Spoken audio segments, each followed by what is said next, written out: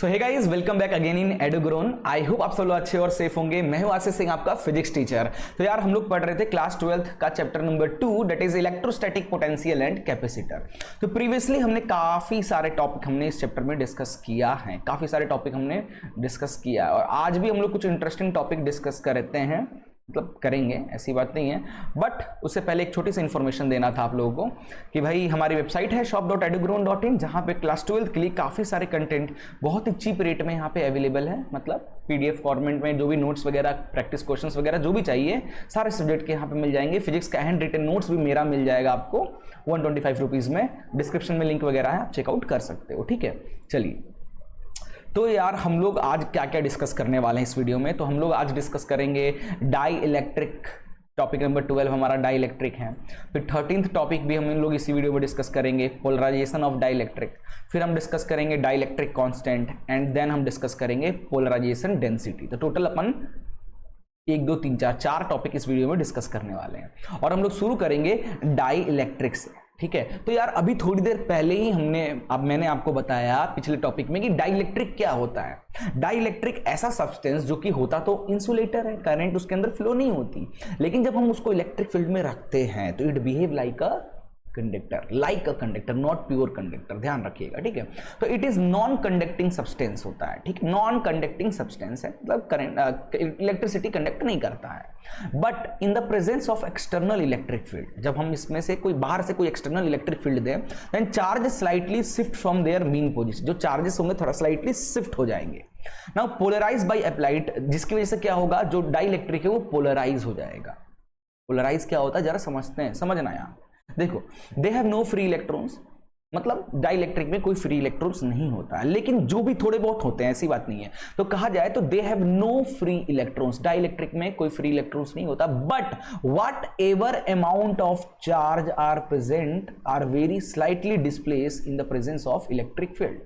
मतलब क्या कह रहा है कि डाइइलेक्ट्रिक में कोई फ्री इलेक्ट्रॉन्स तो नहीं होते हैं, लेकिन जो भी एक दो तुक्का मुक्का थोड़े बहुत चार्ज जो होते हैं ना, जब हम उसको इलेक्ट्रिक फील्ड में रखते हैं तो वो क्या होता है, स्लाइटली शिफ्ट हो जाते हैं, जिसकी वजह से क्या होता है, एक इंड्यूस इलेक्ट्रिक फील्ड डेवलप होता है।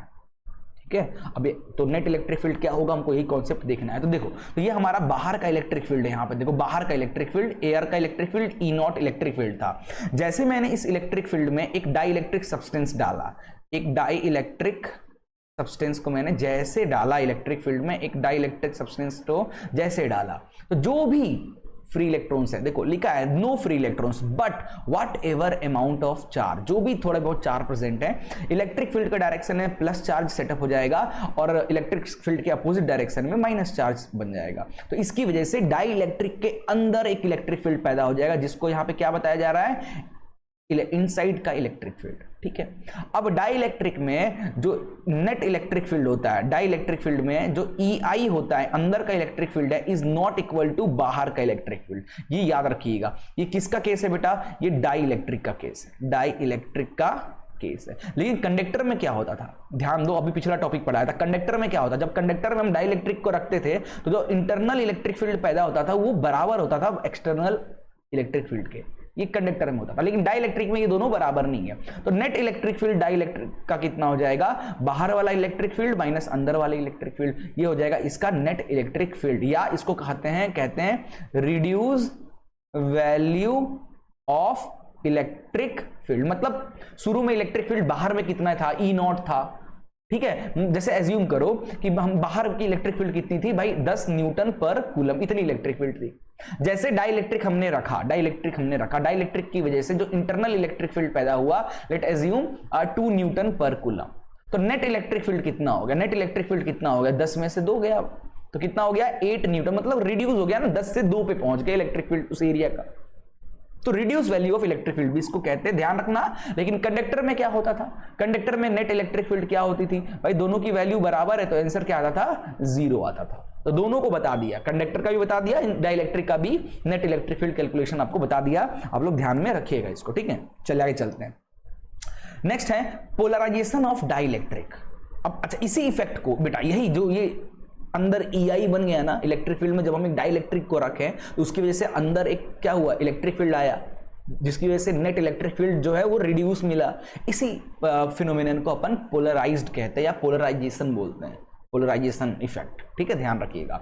नेक्स्ट है कि डाइलेक्ट्रिक का पोलराइजेशन क्या है, जरा समझते हैं। देखो तो in the presence of electric field, in the presence of electric field, ध्यान से देखो, in the presence of electric field positive and negative charge are slightly separated, जो भी थोड़े बहुत है वो स्लाइटली सेपरेट, थोड़े से दूर हो जाते हैं, ठीक है। Due to this induce dipole is produce, जिसकी वजह से एक अंदर में क्या होता है, एक इंड्यूस डाइपोल प्रोड्यूस होता है, जो कि डाइपोल को, इंड्यूस का मतलब क्या होता है, जो भी मेन है ना, डाइपोल और इंड्यूस, डाइपोल मतलब डाइपोल की पावर अगर 10 है तो इंड्यूस डाइपोल उसको काटने, कम करने की कोशिश करता है। अगर डाइपोल का डायरेक्शन इधर है तो इंड्यूस डाइपोल का डायरेक्शन इस तरफ होगा, अपोजिट डायरेक्शन में, उसको काटने की कोशिश करता है, ठीक है। This effect is known as polarization of dielectric, इसी को पोलराइजेशन ऑफ डाइलेक्ट्रिक कहते हैं, ठीक है। अब एक एग्जांपल लेना, हम क्या करते हैं ना, एक नॉन पोलर मॉलिक्यूल्स को लेते हैं और एक उसको क्या करेंगे, हम इलेक्ट्रिक फील्ड में डाल के देखेंगे। एक नॉन पोलर मॉलिक्यूल्स को लेते हैं, जैसे एग्जांपल है hydrogen H2, H2 is a non polar molecule. Non polar molecules क्या होता है कि उसका जो प्लस और माइनस चार्ज होते हैं ना, वो कोइंसाइड करते हैं। देखो लिखा हूं, पॉजिटिव एंड नेगेटिव चार्ज क्या करते हैं, कोइंसाइड करते हैं। कहां गया यार, पॉजिटिव एंड नेगेटिव चार्ज क्या करते हैं, आपस में कोइंसाइड कर रहे थे। जैसे यहां पे डायग्राम देख सकते हो, तो मैंने क्या किया, एक नॉन पोलर मॉलिक्यूल लिया, लाइक हाइड्रोजन का एक मॉलिक्यूल लिया, जिसके अंदर के जो एटम्स वगैरह क्या है, उसके चार्ज जो है पॉजिटिव और नेगेटिव चार्ज कोइंसाइड कर रहे हैं। कब, जब इलेक्ट्रिक फील्ड की वैल्यू 0 है, मतलब कोई इलेक्ट्रिक फील्ड नहीं है। बट जैसे मैं इस नॉन पोलर मॉलिक्यूल को इलेक्ट्रिक फील्ड में, जिससे इलेक्ट्रिक फील्ड में डालूंगा, मतलब इलेक्ट्रिक फील्ड की वैल्यू जब 0 के बराबर नहीं होगी, यानी कुछ ना कुछ इलेक्ट्रिक फील्ड है, जैसे मैं इसको इलेक्ट्रिक फील्ड में डालूंगा तो ये क्या हो जाएंगे, थोड़ा खिंच जाएंगे इलेक्ट्रिक फील्ड की तरफ। क्या, इलेक्ट्रिक फील्ड के डायरेक्शन में प्लस चार्ज हो जाएगा और अपोजिट में माइनस चार्ज हो जाएगा। तो डाइपोल मूवमेंट यहां पे क्या होगा, एक इंड्यूस डाइपोल बनेगा, ठीक है, याद रहेगा। बहुत इंपॉर्टेंट टॉपिक है ये वाला पोलर। यहां से क्वेश्चन आता है कि what is non polar and polar molecules and how it can be affected by electric field. तो भाई नॉन पोलर मॉलिक्यूल्स के पॉजिटिव और नेगेटिव चार्ज कोइंसाइड करते हैं, ठीक है। जब हम उसको इलेक्ट्रिक फील्ड में डालते हैं तो उनके चार्जेस सेपरेट हो जाते हैं एंड एक इंड्यूस डाइपोल मूवमेंट बनाते हैं, ठीक है, ये बता देना। नाउ दूसरा है, अब हम एक केस ले रहे हैं, पोलर मॉलिक्यूल का केस ले रहे हैं, जैसे वाटर हो गया, HCl हो गया, ये सब क्या है, पोलर मॉलिक्यूल्स होते हैं, ठीक है। अब इसमें क्या होता है ना, जब इलेक्ट्रिक फील्ड नहीं होता तो इसके मॉलिक्यूल्स इस तरीके से it already have permanent dipole, इसके पास पहले से ही डाइपोल है। डाइपोल क्या होता है, माइनस से प्लस की तरफ, माइनस से प्लस की तरफ डाइपोल ऑलरेडी डाइपोल है, माइनस से प्लस की तरफ एक डाइपोल है, माइनस से प्लस की तरफ, ठीक है। लेकिन जब इलेक्ट्रिक फील्ड की वैल्यू 0 है, इलेक्ट्रिक फील्ड नहीं है, लेकिन जैसे हम इस पोलर मॉलिक्यूल को इलेक्ट्रिक फील्ड में डालेंगे तो क्या होगा, ये स्लाइटली डिस्प्लेस स्लाइटली मोर, मतलब पहले देखो छोटा था और इलेक्ट्रिक फील्ड में डालने से क्या होगा, थोड़ा सा और स्लाइटली डिस्प्लेस हो गया, ठीक है। तो ये दो चीज ध्यान में रखिएगा, बहुत इंपॉर्टेंट टॉपिक है बेटा, थ्योरी यहां से काफी बार एग्जाम में पूछे गए हैं, ध्यान में रखिएगा। एग्जाम में आता है तो बस इसके बारे में डेफिनेशन लिख देना। पोलर मॉलिक्यूल्स क्या होते हैं कि भाई जिसके positive and negative have already have permanent dipole, and what is non polar, तो the positive and negative charge are coincide with each other, ठीक है। कैसे इफेक्ट करेगा इलेक्ट्रिक फील्ड में, तो नॉन पोलर को जब इलेक्ट्रिक फील्ड में रखोगे तो एक इंड्यूस डाइपोल जनरेट हो जाएगा, और पोलर मॉलिक्यूल्स को इलेक्ट्रिक फील्ड में रखोगे तो वो पहले से और ज्यादा डिस्प्लेस हो जाएंगे, ठीक है। बस इतनी सी बात आपको ध्यान में रखनी है। डन। नेक्स्ट टॉपिक है हमारा, नेक्स्ट टॉपिक है डाई इलेक्ट्रिक कांस्टेंट। अरे कहां पहुंच गए, सही है ना, डाई इलेक्ट्रिक कांस्टेंट के, ये फॉर्मूला हमने चैप्टर 1 में भी डाई इलेक्ट्रिक कांस्टेंट पढ़ा था। याद करो डाई इलेक्ट्रिक कांस्टेंट का फॉर्मूला हमने क्या पढ़ा था, ठीक है, मीडियम अपॉन एयर था। क्या उल्टा तो नहीं लिख रहा हूं मैं, सही लिख रहा हूं, हाँ, मतलब dielectric constant in terms of permittivity. Epsilon मतलब क्या है, ये परमिटिविटी के केस में डाई इलेक्ट्रिक कांस्टेंट का फॉर्मूला होता है permittivity in medium upon permittivity of air. ये फॉर्मूला है परमिटिविटी के केस में डाई इलेक्ट्रिक कांस्टेंट का। और एक और डाई इलेक्ट्रिक कांस्टेंट का फॉर्मूला पढ़ा है हमने फोर्स के रिस्पेक्ट में, तो force in air upon force in medium, ये हमने चैप्टर 1 में पढ़ा था, दोनों फॉर्मूला। नाउ इस चैप्टर में एक और डाइलेक्ट्रिक कांस्टेंट का फॉर्मूला हम लोग पढ़ेंगे, जरा समझते हैं डाइलेक्ट्रिक कांस्टेंट का डेफिनेशन इस चैप्टर में क्या कह रहा है। The ratio of strength of applied electric field, ध्यान देखना, to the strength of reduced value of electric field on placing the dielectric medium between two plates of capacitor is called dielectric medium। समझना, ध्यान से समझना क्या कह रहा है कि मान लो एक कैपेसिटर है, कैपेसिटर क्या होता है, वही जो पंखे में लगता है ना, व्हाइट कंडेंसर जिसको बोलते हो, उसके अंदर 2 प्लेट्स होती है, ठीक है। अब एक जस्ट एज्यूम करो, एक प्लेट हमारा पॉजिटिव चार्ज है, एक प्लेट हमारा हमारा क्या है, नेगेटिव चार्ज है, ठीक है। इलेक्ट्रिक फील्ड क्या होगा, पॉजिटिव से निकलेगा माइनस की तरफ जाएगा, ये रहा हमारा इलेक्ट्रिक फील्ड का डायरेक्शन, पॉजिटिव से निकला बाहर की तरफ गया। इसका नाम दे देते हैं ई नॉट, ठीक है, ई नॉट यानी एयर में इलेक्ट्रिक फील्ड।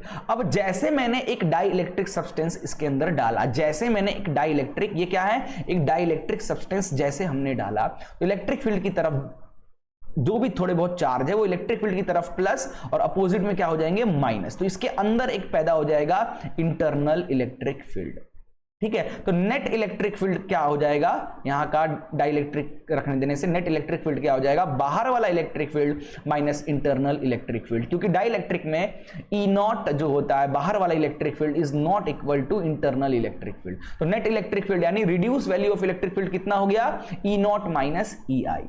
तो ये क्या कह रहा है, डाइलेक्ट्रिक कांस्टेंट क्या कह रहा है, इसको K से डिनोट करते हैं। तो dielectric constant K is equal to क्या हो जाएगा, applied electric field, the ratio of strength of applied electric field. कौन सी इलेक्ट्रिक फील्ड अप्लाइड हुआ है, E naught electric field, plate की वजह से प्लस माइनस चार्ज, प्लेट की चार्ज की वजह से आया है, that is applied electric field, ठीक है, applied electric field upon to the strength of reduce value of electric field, यानी ई नेट की बात कर रहा, अपॉन नेट इलेक्ट्रिक फील्ड, ठीक है। तो ये एक फॉर्मूला आपका मिल गया डाइलेक्ट्रिक कांस्टेंट का इलेक्ट्रिक फील्ड के प्रेजेंस में, ठीक है। इलेक्ट्रिक फील्ड के केस में एक और डाइलेक्ट्रिक कांस्टेंट का फॉर्मूला मिल गया। ध्यान रखिएगा, क्योंकि भाई देखो ई नॉट जो भी, ई नॉट 10 है तो उसमें से मान लो इंटरनल 2 पैदा हुआ, 10 में से 2 गया कितना, 8 होगा, तो नीचे वाला डिनोमिनेटर हमेशा क्या होगा, न्यूमरेटर से छोटा होगा, क्योंकि ई नेट क्या है, ई नेट क्या है, reduce value of electric field, applied से कम है ई नेट, तो डिनोमिनेटर हमेशा छोटा है, यानी K की वैल्यू यहां पे हमेशा क्या होगा, K की वैल्यू क्या होगी इस केस में हमेशा, यार ये चीज आ ही रहा है, K की वैल्यू क्या होगा, the value of K is always greater then, ठीक है। ये चीज यहीं पे लिखा हुआ था, ये सब चीजें बनी हुई थी ऑलरेडी, मैं दोबारा यहां पे ड्राइंग कर दिया, ठीक है। ये सारी चीजें ऑलरेडी यहां पे लिखा था 10, अब आ रहा है समझ में ना।